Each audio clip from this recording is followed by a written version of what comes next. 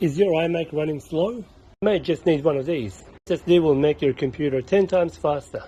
Plug it into a USB adapter, plug it into your iMac, clone it across using carbon copy cloner, disassemble the screen, disconnect the power, remove the hard drive, install the new SSD, put all the screws back, remove the old tapes, remove the tape from the LCD, put new double-side tape, reconnect the wires, remove the double-side tape, seal it back, connect the power cable, press the power button. Enjoy your new fast computer.